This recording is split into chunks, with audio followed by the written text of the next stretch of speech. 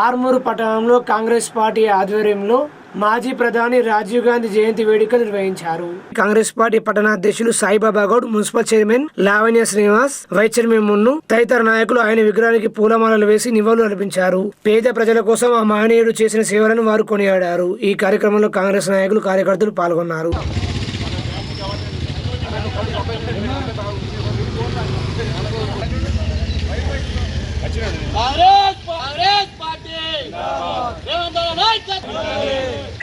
పంతొమ్మిది వందల 1984 నుంచి 1989 వరకు ఆయన ఈ దేశాన్ని సమర్థవంతంగా ముందుకు నడిపి ఆనాడు ఈ దేశ సాంస్కృతిక రంగంలో, ఇన్ఫర్మేషన్ ఐటీ రంగంలో ముందుకు తీసుకుపోయే విధంగా ప్రణాళికలతోనే ఈరోజు ఈ దేశం ఐటీ రంగంలో ఇంత ముందుందని చెప్పడానికి ప్రధానంగా రాజీవ్ గాంధీ యొక్క శ్రమ, కృషి కారణం.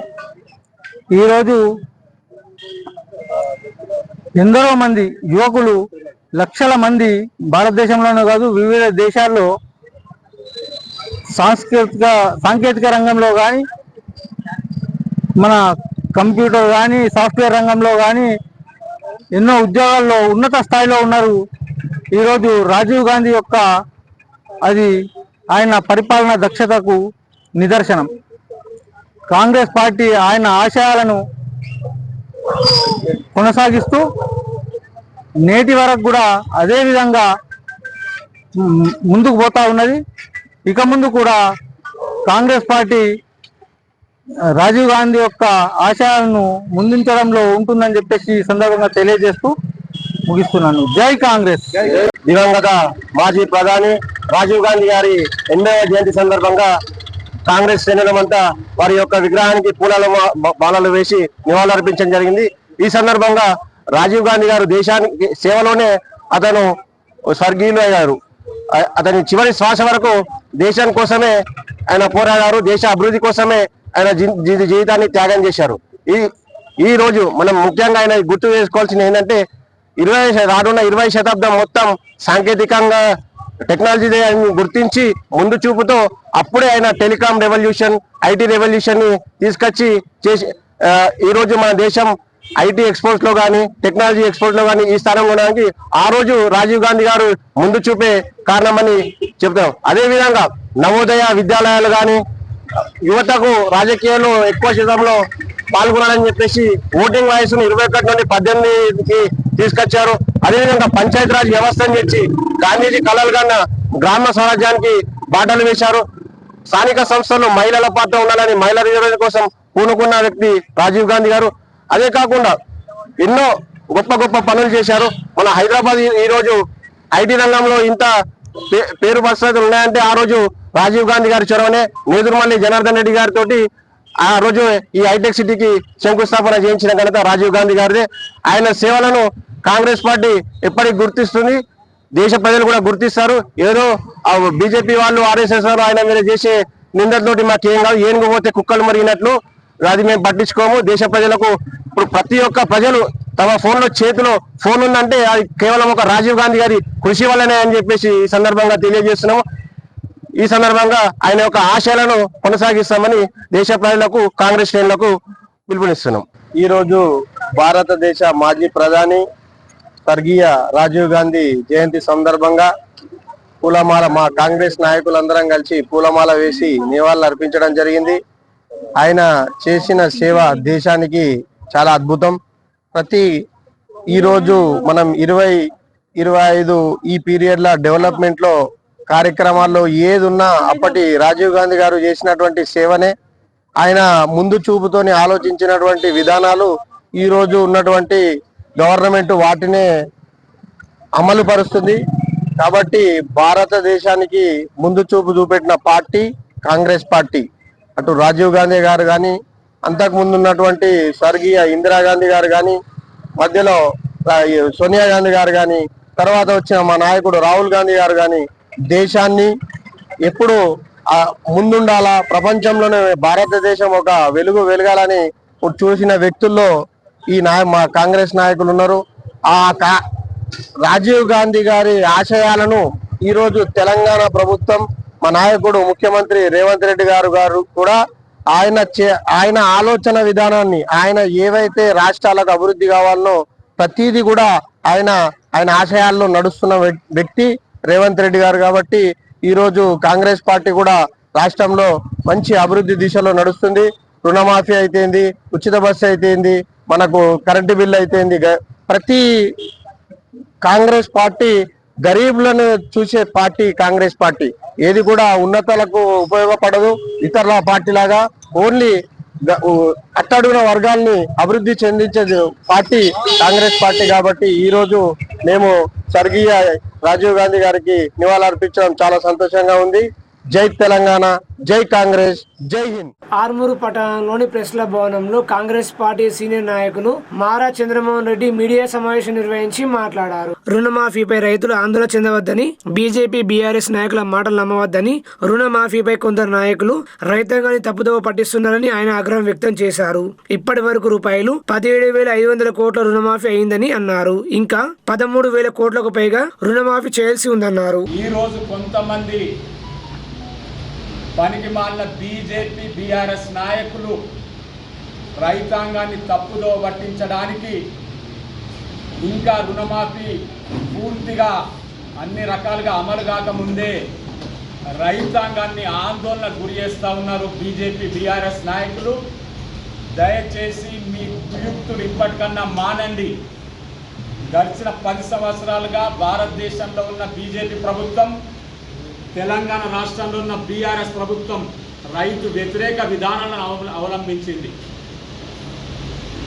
ఈరోజు కాంగ్రెస్ పార్టీ క్లియర్గా చెప్పడం జరిగింది, 31,000 కోట్ల రైతు రుణాలు తప్పకుండా మాఫీ చేస్తామని. ముఖ్యమంత్రి గారు రేవంత్ రెడ్డి గారు మరియు ఉత్తమ్ కుమార్ రెడ్డి గారు కూడా నిన్న ప్రత్యేకంగా చెప్పడం జరిగింది. ఇప్పటి వరకు 17,500 కోట్ల రూపాయలు రుణమాఫీ చేయడం జరిగింది. ఇంకా 13,000 కోట్ల రూపాయలు అమలు చేసేది ఉంది. కాబట్టి ఎవ్వరు కూడా రైతాంగం ఆందోళనకు గురికావాల్సిన పరిస్థితి రానే రాదు. కాంగ్రెస్ పార్టీ అంటేనే ఇది రైతుల పార్టీ. దేశంలో బీజేపీ పార్టీ అధికారంలో ఉండి గడిచిన 3 సంవత్సరాల క్రితం 4 రైతు వ్యతిరేక చట్టాన్ని తెచ్చి రైతాంగ బ్రతుకులు ఆగమ్య గోచరంగా మార్చే ప్రయత్నం చేసింది బీజేపీ పార్టీ.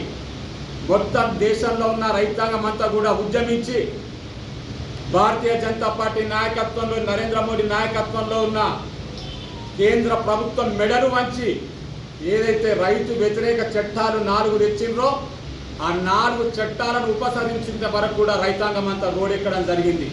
ఈరోజు సిగ్గు లేకుండా భారతీయ జనతా పార్టీ నాయకులు రైతాంగాన్ని ఆందోళనకు గురి చేసే విధంగా కార్యక్రమాలు చేస్తూ ఉన్నారు. ఈ వేదికగా మేము భారతీయ జనతా పార్టీ నాయకులకు సవాల్ ఇస్తూ ఉన్నాం. మీకు ధైర్యం, సిగ్గు, లజ్జ ఉంటే బహిరంగ చర్చా వేదికకు రండి. మొత్తం భారతదేశంలో బీజేపీ పార్టీ ఎన్ని రాష్ట్రాల్లో అయితే అధికారంలో ఉందో ఒక్క రాష్ట్రంలోనైనా రైతు రుణమాఫీ ఎక్కడైనా చేసిండ్రా? ఇంతవరకు చరిత్రలో బీజేపీ పార్టీకి అటువంటి చేసిన చరిత్ర ఉన్నదని ఈరోజు మేము ప్రశ్నిస్తూ ఉన్నాం. ఎక్కడైనా రైతు భరోసా కార్యక్రమం బీజేపీ అధికారంలో ఉన్న రాష్ట్రంలో ఎక్కడైనా రైతు భరోసా కార్యక్రమం ఇచ్చిండ్రా అని ఈరోజు మేము అడుగుతూ ఉన్నాం. కేవలం 2,500 రూపాయలు ఒక రైతుకు జమ చేసి కంటి తుడుపు చర్యగా మేము రైతులకు ఏదో చేసినామనే విధంగా ప్రగల్భాలు పలిపే బీజేపీ నాయకులకు సవాల్ చేస్తూ ఉన్నాం. అదేవిధంగా బీఆర్ఎస్ పార్టీ రైతు బంధు అనే ఒక పథకాన్ని తెచ్చి బడా పారిశ్రామికవేత్తలకు, భూస్వాములకు, ఫిలిం యాక్టర్లకు, రియల్ యాక్టర్లకు కోట్లాది రూపాయల ప్రజా సంపదను దోచిపెట్టింది. ఈరోజు కాంగ్రెస్ పార్టీ అధికారంలోకి వచ్చిన తర్వాత ముఖ్యమంత్రి రేవంత్ రెడ్డి గారు ప్రతి గ్రామంలోకి వెళ్ళి రైతాంగం యొక్క సలహాలు, సూచనలు తీసుకొని రైతు భరోసా కార్యక్రమం ఎన్ని ఎకరాల్లోపు సాగు చేసే రైతులకు ఇవ్వాలని రైతాంగం యొక్క అభిప్రాయాలు తీసుకుంటా ఉన్నారు. ఈరోజు తెలంగాణ రాష్ట్రంలో రైతాంగం యొక్క అభిప్రాయాల మేరకే రేపు రైతు భరోసా కార్యక్రమం తెలంగాణ రాష్ట్రంలో అమలైతని సందర్భంలో నేను తెలియజేస్తా ఉన్నాను. కాంగ్రెస్ పార్టీ రైతుల పార్టీ. ఇక్కడ బడా పారిశ్రామికవేత్తలకు రైతుల పేరు మీద లబ్ధి పొందాలని అనుకుంటే అది జరగని పని. ఇక్కడ రియాల్టర్లు ఏదైతే రియల్ ఎస్టేట్ వాళ్ళ భూములు చేసిందో దానికి రైతు భరోసా రావాలనుకుంటే కాంగ్రెస్ పార్టీ ఆయనలో అది జరగదు. ఎవరైతే చెమటోడ్చి కష్టపడి పనిచేసే రైతాంగం ఉంటుందో వాళ్ళకే రైతు భరోసా వస్తుంది. అది తొందరలోనే వస్తుంది, అతి త్వరలోనే వస్తుంది. కాబట్టి రైతాంగం ఎవ్వరు కూడా ఆందోళనకు గురి కావద్దని కాంగ్రెస్ పార్టీ తరఫున మేమందరం రైతాంగానికి ఈరోజు విజ్ఞప్తి చేస్తూ ఉన్నాం. ఈరోజు మీరు పొరపాటున బీజేపీ బీఆర్ఎస్ నాయకుల కళ్ళబొల్లి మాటలు వినొద్దని మేము ఈరోజు కాంగ్రెస్ పార్టీ తరఫున మన రైతాంగం అంతా కూడా మేము కోరుతూ ఉన్నాం. దయచేసి కొద్ది రోజులు ఆగుండ్రి.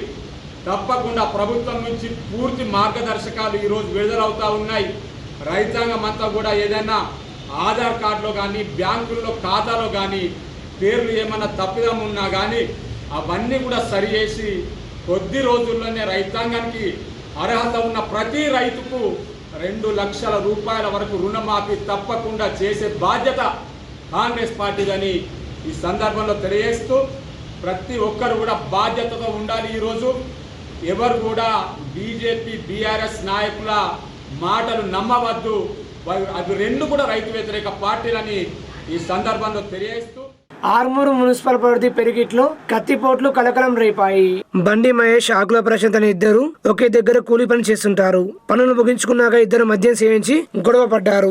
దీంతో మద్యం మత్తులో ప్రశాంత్ అనే వ్యక్తి మహేష్ పై కత్తితో దాడి చేయగా స్వల్ప గాయాలయ్యాయి. మహేష్ ను వెంటనే 108 అంబులెన్స్ ద్వారా ఆర్మూరు ఏరియా ప్రభుత్వ ఆసుపత్రికి తరలించారు. సంఘటన స్థలాన్ని పట్టణ సిఐ రవికుమార్ పరిశీలించారు. ఈ ఘటనపై కేసు నమోదు చేసి దర్యాప్తు చేస్తున్నామని తెలిపారు.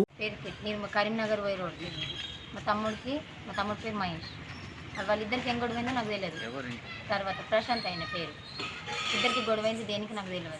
కాకపోతే నేను సరిగ్గా పోయేసరికి నాకు ఫస్ట్ అయింది, తర్వాత మా తమ్ముడు కలిగింది. నేను యాదవ్. కత్తి పట్టి ఇంటికాడ ఉన్న తమ్ముడు పడిపోయిండు. ఫస్ట్ ఒకసారి పడిపోయిండు. తర్వాత నేను వచ్చేసరికి మళ్ళీ లేచిండు. మా తమ్ముడు లేచేసరికి నీళ్ళు పోసేసరికి లేచిండు. అయితే తర్వాత కత్తి తీసుకొని వచ్చిండు. ఆడి వచ్చి మా తమ్ముడు కొట్టినాక తర్వాత నాకు కూడా తగ్గింది. ఇద్దరికి తగ్గింది. వాళ్ళకి తెలియదు సార్. ఒకటి జగలు పని చేస్తారు. అమ్మాయిలు పని మార్కెట్ క్రికెట్ మార్కెట్ అండలు పని చేస్తారు. ఇద్దరు చేస్తారు. దేనివల్ల గొడవ అయిందో తెలియదు. క్రికెట్ పని గ్రామ పంచాయతీ వెనుక మా ఇల్లు. ఆర్మూర్ పట్టణంలోని పిసమల్లన గుడి వద్ద జీజీ ఫౌండేషన్ ఆధ్వర్యంలో ట్రాఫిక్ సిఐ ఓడి రమేష్ వాహనదారులకు హెల్మెట్ పై అవగాహన కల్పించారు. ట్రాఫిక్ సిఐ ఓడి రమేష్ మాట్లాడుతూ ద్విచక్ర వాహనదారులు తప్పనిసరిగా హెల్మెట్ ధరించాలని సూచించారు. అలాగే ప్రతి వాహనదారులు ట్రాఫిక్ నియమ నిబంధనలు పాటించాలని సూచించారు. ఈ కార్యక్రమంలో జీజీ ఫౌండేషన్ వ్యవస్థాపక అధ్యక్షులు గుజరాతీ లయన్ నివేదన్ తదితరులు పాల్గొన్నారు.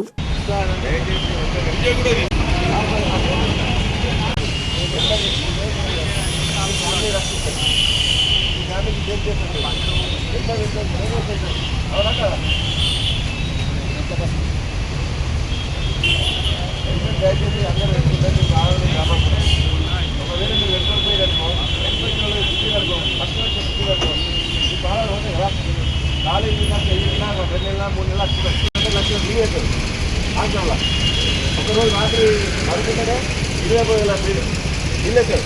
అవునా కదా? ఇప్పటికైనా మీరు ఎంత తీసుకుంటే మంచిది. ఒక ఫోటో ఎంత కూడా రావాలి.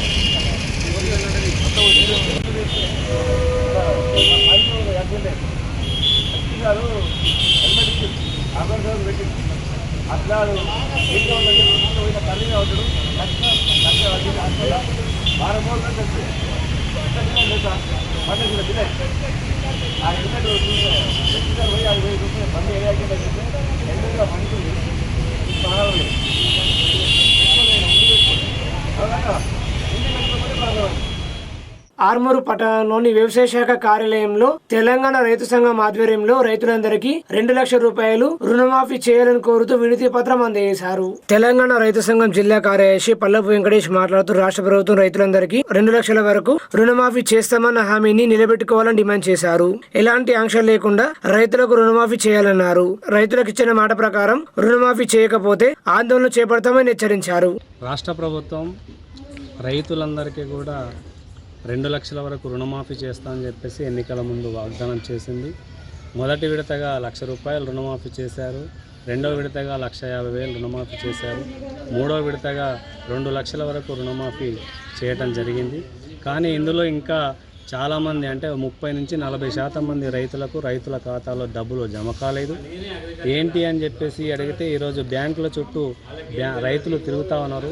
బ్యాంకుకి వెళితే మీ ఆధార్ కార్డు సరిగా లేదు లేదా రేషన్ కార్డు సరిగా లేదు, దీన్ని మీరు వ్యవసాయ శాఖ ఆఫీస్కి వెళ్ళి దాన్ని సరి చేసుకుంటారని అని చెప్పేసి ఈరోజు అధికారుల చుట్టూ రైతులంతా కూడా తిరుగుతున్నటువంటి పరిస్థితి ఉంది. కాబట్టి అట్లా తిరగకుండా ఏకకాలంలో ప్రభుత్వం రుణమాఫీ చేస్తానని చెప్పింది. రైతులందరికీ కూడా ఎలాంటి లింకు లేకుండా రైతులందరికీ కూడా రుణమాఫీ చేయాలని చెప్పేసి తెలంగాణ రైతు సంఘంగా మేము డిమాండ్ చేస్తున్నాం. ఈరోజు ఆర్మూర్లో ఇక్కడ అగ్రికల్చర్ ఆఫీసర్ అధికారి హరికృష్ణ గారికి కూడా రైతు సంఘం ఆధ్వర్యంలో వినతి పత్రం ఇవ్వడం జరిగింది. వారు కూడా ఈరోజు స్పందించి రైతులకు ఎవరికైతే రైతుల ఖాతాలో డబ్బులు జమ కాలేదో వాళ్ళందరికీ కూడా మేము గ్రామ సభలు పెట్టి వాళ్ళందరికీ ఎక్కడ ఎందుకు ఆగింది ఏంటి అనేటటువంటి వెరిఫికేషన్ చేసి మళ్ళీ ప్రభుత్వం వాళ్ళందరికీ కూడా ఇవ్వాలని చెప్పేసి ఇన్స్ట్రక్షన్ ఇచ్చిన తర్వాత వాళ్ళ డాక్యుమెంట్స్ అన్నింటినీ సరి చేసి వాళ్ళందరి యొక్క ఖాతాలో జమ చేస్తామని చెప్పి చెప్పడం జరిగింది. అదే మాదిరిగా ప్రభుత్వం ఇవాళ రైతులందరికీ కూడా రుణమాఫీ చేయాలని, ఒకవేళ రుణమాఫీ చేయకపోతే రైతులతో పెద్ద ఎత్తున ఆందోళనకు సిద్ధం చేస్తామని చెప్పేసి తెలంగాణ రైతు సంఘం డిమాండ్ చేస్తాం. ఆర్మూరు పట్టణంలోని ప్రెస్ల భవనంలో మాల మానాడు సభ్యులు మీడియా సమావేశం నిర్వహించారు. మాల మానాడు బీఎస్పీ ఆధ్వర్యంలో రేపు భారత్ బంద్ నిర్వహిస్తున్నామని సభ్యులు ప్రభాకర్, మూగ ప్రభాకర్, వెల్మల రాజన్న తెలిపారు. ఎస్సీ వర్గీకరణ క్రిమిలేయర్లను వ్యతిరేకిస్తున్నామని అన్నారు. సుప్రీంకోర్టు ఎస్సీ వర్గీకరణపై పునఃసమీక్షించాలని కోరారు. రేపు జరిగే భారత్ బంద్ జయప్రదం చేయాలని కోరారు. క్రిమిలేయర్ కేవలం దళితులకు ఎందుకు, అగ్రకులాలకు అవసరమే, బీసీలకు అవసరమే, కేవలము ఎస్సీ ఎస్టీలకు ఎందుకు అవసరము? దీని ఒక వివక్షత మేము భావిస్తున్నాము. ఇది కేవలము ఎస్సీ ఎస్టీలకి క్రిమిలేయర్ అనేది పెద్ద కుట్ర. దీని రిజర్వేషన్లు తీసేయడానికి ఒక ఎత్తుగడ మేము భావించి రేపటి బంద్ను సక్సెస్ చేయాలని, అలాగే అందరూ సహకరించాలని కోరుతున్నాం. మేము వాళ్లకు ఏదైతే రాజ్యాంగబద్ధంగా వచ్చినటువంటి జడ్జీలకు మేము అపీల్ చేస్తూ ఉన్నాము. అయ్యా, ఇప్పటికైనా మీరు ఇది ఇచ్చినటువంటి తీర్పును పునఃసమీక్షించుకోవాలని మేము తెలియజేస్తూ ఉన్నాము. అందుకోసమే ఈ రేపు ఏదైతే బంద్ను తలపెట్టినామో ఆ బంద్కు మీరందరూ విద్యా సంస్థలు కావచ్చు, ఇంకా రకరకాల ఏదైనా సంస్థలు కావచ్చు, రేపు అందరూ విద్యా సంస్థలు కానీ అందరూ కూడా ఆ బంద్కు సహకరించి మాకు సహకరించాలని మేము విన్నవించుకోవడం జరుగుతున్నది. వ్యవస్థ కూడా ఈ విధంగా మారితే మాకు చాలా అన్యాయం జరుగుతూ ఉందని న్యాయమూర్తులు మరోసారి పునరాలోచన చేయాలని మేము ఈ బంద్కు పిలుపునిస్తూ ఉన్నాం. దయచేసి అన్ని మార్కెట్లున్న దుకాణదారులు కానీ, స్కూళ్ళు కానీ, అన్ని సముదాయాలు మాకు సహకరించాలని ప్రభుత్వ కార్యాలయాలు కూడా మాకు సహకరించాలని కోరుతా ఉన్నాం. ఆర్మూరు పట్టణంలోని ప్రభుత్వ ఏరియా ఆసుపత్రిలో నీటి సమస్యను తీర్చాలని ఆసుపత్రి సూపరింటెండెంట్ రవికుమార్ మున్సిపల్ చైర్మన్ ను కోరారు. ఆసుపత్రిలో నీటి కొరత ఉందని ఆసుపత్రిలో ఉన్న బోరును ఫ్రెషింగ్ చేయించినప్పటికీ మళ్లీ సమస్య ఏర్పడిందని తెలిపారు. మున్సిపల్ చైర్పర్సన్ లావణ్య శ్రీనివాస్ ఈ విషయంపై వెంటనే స్పందించి నీటి కొరత సమస్య తీర్చాలని ఆయన కోరారు.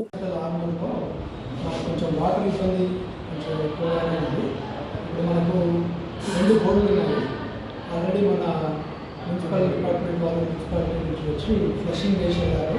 అయితే దానికి ఒకటి HP motor plus pipe line చేస్తే మనకు ఆ వాటర్ ఇబ్బంది తీరుతుంది. సో దాన్ని తొందరగా చేయించగలమని కోరుతున్నాను.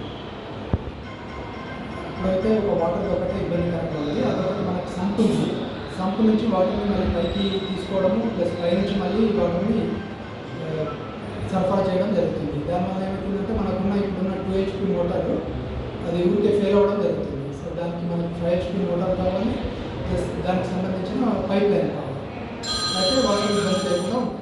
ఆర్మూరు పట్టణంలోని వ్యవసాయ శాఖ కార్యాలయంలో మండల వ్యవసాయ శాఖ అధికారి హరికృష్ణ మీడియాతో మాట్లాడారు. అర్హులైన రైతులకు ప్రభుత్వం రుణమాఫీ చేస్తుందని మండల వ్యవసాయ శాఖ అధికారి హరికృష్ణ అన్నారు.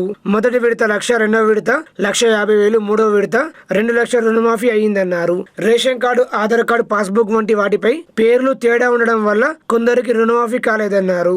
రైతులకు ఏమైనా సందేహాలు ఉంటే వ్యవసాయ శాఖ కార్యాలయాన్ని సంప్రదించాలన్నారు.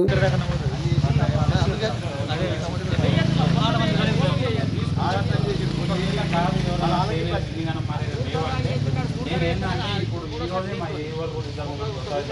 వాళ్ళు వెళ్ళిపోయింది. మాకు లాగిన్ ఐడి ఇంకా రాలేదు.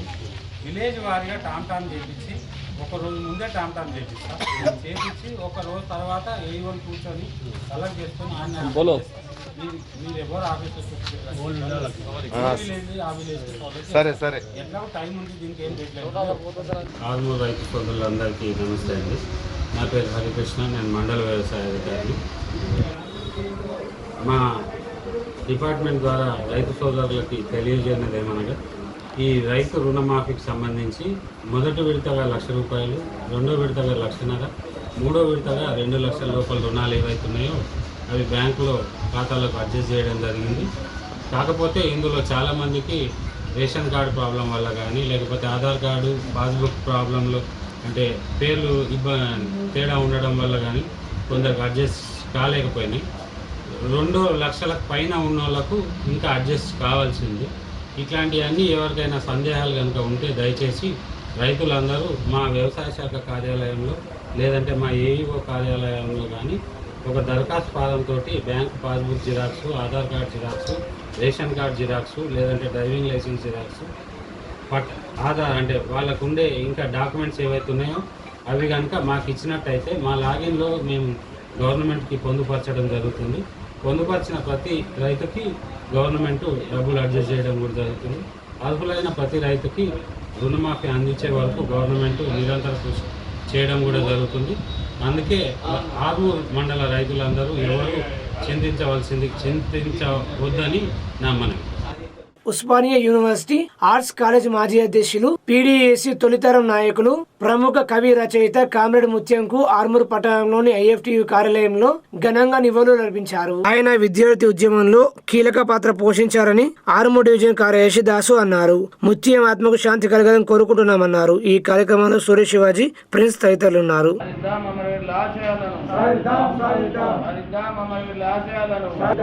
కామ్రేడ్ ముత్యమన్నకు CPML democracy Armoor division committee తరఫున విప్లవోద్యోగాలు అర్పిస్తూ ఉన్నాం. ఈరోజు ఉదయం 2:30 గంటలకు అన్న బ్రెయిన్ స్ట్రోక్తో చనిపోయిండు. ఆయన కుటుంబానికి ప్రగాఢ సానుభూతి తెలియజేస్తూ ఉన్నాం. ఇవాళ జననం మరణం సహజమే, కానీ ఈ సమాజ మార్పు కోసం ఆలోచించడం, దానికోసం తప్పించి అనేక రకాలుగా ప్రయత్నం చేయడంలో కామ్రేడ్ ముత్యమన్న కృషి మరవలేనిది. ఎందుకంటే 1983 ఆ ప్రాంతంలో ఆర్ట్స్ కాలేజ్ ప్రెసిడెంట్గా పనిచేసిండు. మన నిజామాబాద్ జిల్లా భీమ్గల్ మండలంలో బాగల్పూర్ గ్రామంలో పుట్టినటువంటి ముత్యమన్న తన ప్రాథమిక విద్య, డిగ్రీ విద్య ఇక్కడ పూర్తి చేసుకొని ఉస్మానియాకు చదువుల కోసం పోయి అక్కడ విద్యార్థి ఉద్యమంలో క్రియాశీల పాత్ర పోషించి పీడీఎస్ నాయకుడిగా ఎదిగిండు. తొలితరం నాయకుల్లో చాలా ముఖ్యమైనటువంటి కామ్రేడ్ ముత్యమన్న. ఆ తర్వాత ప్రొఫెసర్గా పనిచేస్తూ అనేక రకాలైనటువంటి పరిశోధనలు, ముఖ్యంగా ప్రజా సాహిత్యం మీద, సంస్కృతి మీద, అదేవిధంగా అమరవీరుల మీద, పోరాటాల మీద రకరకాలటువంటి పరిశోధన చేసినటువంటి ముత్యమన్న దాదాపు 14-15 గ్రంథాలను రాసిండు. కాబట్టి ఆయన జీవితం ఎక్కడ ఉన్నా ఆయన జీవితం అనేది ప్రజల గురించి, పీడిత ప్రజల విముక్తి ఏ విధంగా కావాలి అని చెప్పి ఆలోచించి ఆయన సాహిత్యం, అదేవిధంగా ప్రజారంగంలో, ప్రజా సంస్కృతి రంగంలో తన కృషి మరవలేనిది. మేము ఎప్పుడు పిలిచిన క్లాసుల కోసం కానీ బోధించడానికి ఎన్ని పనులు ఉన్నప్పటికీ కూడా వచ్చేవాడు. చాలా సౌమ్యంగా, వినయంగా, చాలా తనతో మాట్లాడితే సమయమే తెలియనటువంటి పరిస్థితి కనిపించేది. కాబట్టి ఇవాళ ముత్యమన్న లాంటి ఒక మేధావిని కోల్పోవడం ప్రజలకు చాలా నష్టం.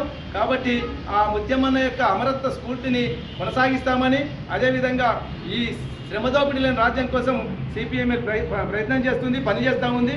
ఆయన యొక్క స్ఫూర్తితోని మున్ముందుకు పోతామని చెప్పి ఈ సందర్భంగా తెలియజేస్తా ఉన్నాం. ఆర్మూర్ పట్టణంలోని బాలికల ఉన్నత పాఠశాలలో Lions club of Armoor green ఆధ్వర్యంలో మోటివేషన్ క్లాస్ నిర్వహించారు. ఈ కార్యక్రమానికి ముఖ్య అతిథిగా chartered accountant CA Iravatri Rajasekhar హాజరయ్యారు. వారు మాట్లాడుతూ భవిష్యత్తు గురించి విద్యార్థులకు అవగాహన కల్పించారు. విద్యార్థులు శ్రద్ధగా చదువుకుని ఉన్నత స్థాయికి ఎదగాలని సూచించారు.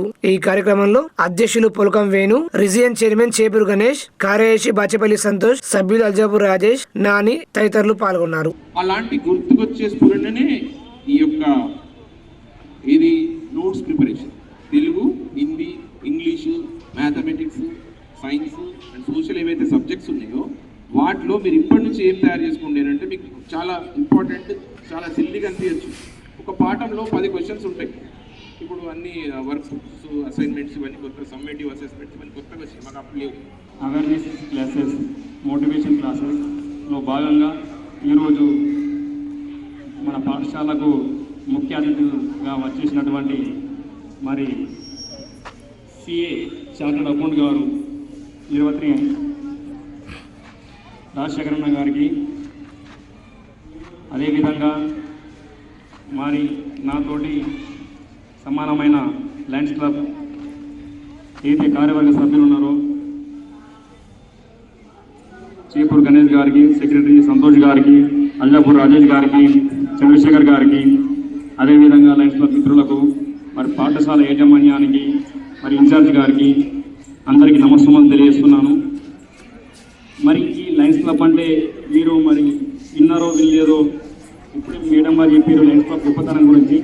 నేను 2 నిమిషాలు ఈ లయన్స్ క్లబ్ గురించి చెప్తామా. ఏదైతే లయన్స్ క్లబ్ ఆఫ్ ఇంటర్నేషనల్ ఉందో ఇది స్వచ్ఛంద సేవా సంస్థ. దాదాపు 100కు పైగా దేశాల్లో ఈ లయన్స్ క్లబ్ ఉంది. ఈ లయన్స్ క్లబ్ పేదవారికి ఎప్పుడైతే తుఫాన్ల బారిన ఎవరైతే పేదవారు ఉన్నారో వారి నుంచి కాపాడుకోవడానికి ఈ లయన్స్ క్లబ్ స్వచ్ఛంద సేవ, ఆర్థిక సాయం కావచ్చు, వస్తు రూపం కావచ్చు, ఏదైనా సాయం చేస్తుంది ప్రజలకు.